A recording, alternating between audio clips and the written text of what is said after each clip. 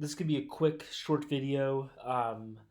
F1 team principals I'd want to hang out with. Um, I'm gonna start with tier four.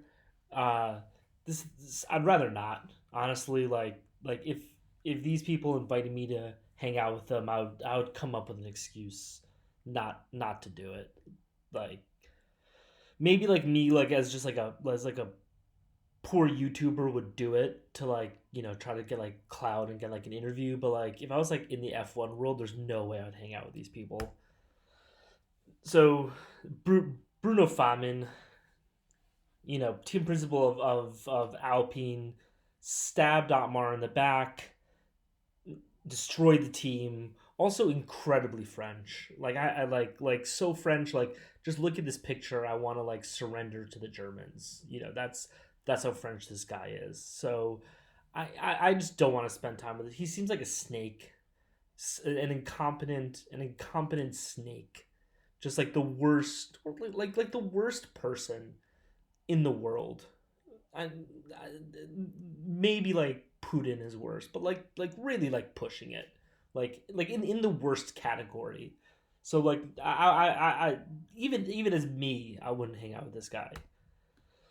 Number nine, James Vows. Like I like James. Like James is gonna be a competent team principal. I think Williams is gonna do very well. But like he just seems like the most boring person in the world. Like I mean, all the interviews with him, like on Drive to Survive, uh, like. Uh, like listen to this guy talk. You just want to like take cyanide. Like you'd go out like drinking, and he'd be the guy who would like order like a lager from like a brewery that was like started in like 1514, and then like tell you about it. Like oh my god, I would not want to hang out with this guy. Now this is like kind of controversial.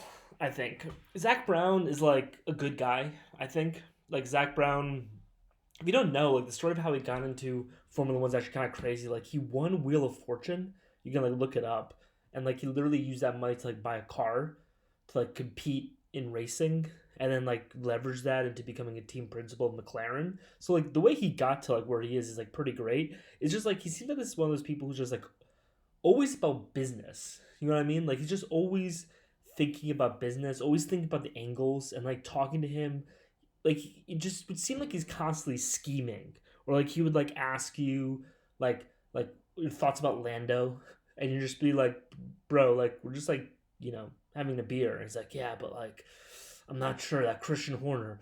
Also, he's a little bit of a whiny little bitch. If I'm gonna be honest, like he's always the first person to sign an open letter condemning another team principal. Like it's just not chill. If I'm gonna be completely honest. So that's why I wouldn't want to hang out with them. Tier three, no opinion. Like if these people rolled up to a party, like I'll talk to them, but I'm not gonna be like excited about it. Like it's just like like friends of friends that you don't really like care that much about.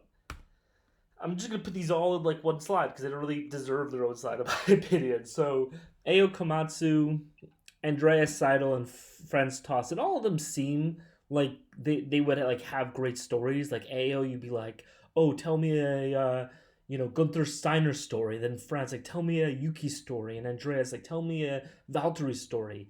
And then like two stories in, you realize that like this is like all this. He's like, oh, let me tell you a Yuki story. One time he cursed me out, and you're just looking. I'm just like, yeah, no, I know he curses people out. Like, can you give me some more information? But he doesn't have any more information. There's nothing interesting there that he can provide for you besides the stuff that you already know. So I just wouldn't want to hang out with these guys.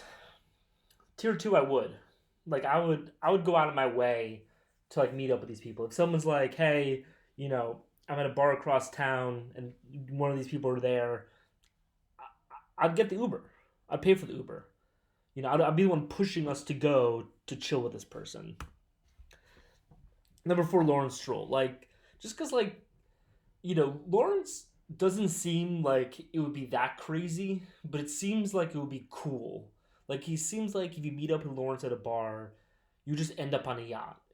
You know what I mean? And you'd, like, circle around, like, Monaco. And, like, after, like, 10 times hanging out with Lawrence, I can see it being, like, very boring. It's just like, okay, we're just gonna go on the yacht again. We're just gonna, like, do this again. We're gonna eat expensive caviar again. Like, okay, like I get it, but like the first or second time, once in a while, I can see it being awesome. You know, and I can also see him like really talking shit about people. Like I can see him like really like letting loose on certain people and giving his unadulterated opinions and having it be very funny. Again, after like 15 times of it, it's just like, yeah, no, I know you think that Christian Horner is a piece of shit, but like the first or second time, you're laughing. Fred Vasseur. Everyone in Formula One kind of puts Fred Vasseur a lot higher than this. I like he seems like a fun guy. Like would I like you know go crazy to hang out with him? No, but he seems like a fun guy. Like he seems like he knows a lot. He seems like he gives a lot of information, a lot of stories, a lot of interesting tidbits. Seems like he would pull pranks. All the F1 drivers like him. So Fred Vasseur is my number three. And then tier two, I'd pay. Oh, this is supposed to be tier one. This shows just how much I prepare these things. I pay money to. Toto Wolff. Toto, like, I know he seems boring, but like, I feel like hanging out with Toto for a night would be like a religious experience. Like, you would go back to your normal life and just things would change. Just his perspective on life, on everything. Like, I feel like being around Toto just like brings you up. And yeah, maybe it's not the most fun night, or maybe it is. I could Toto could also just get shit faced. Like he's German, he can like put back probably like 20, 30 beers in a night. He's like 6'5", so it could be a night where you're just completely plastered, like trying to keep up with Toto, and he keeps on drinking, and you can't keep up. So a enlightening, two you can just get really really shit faced. So I can see Toto being fun.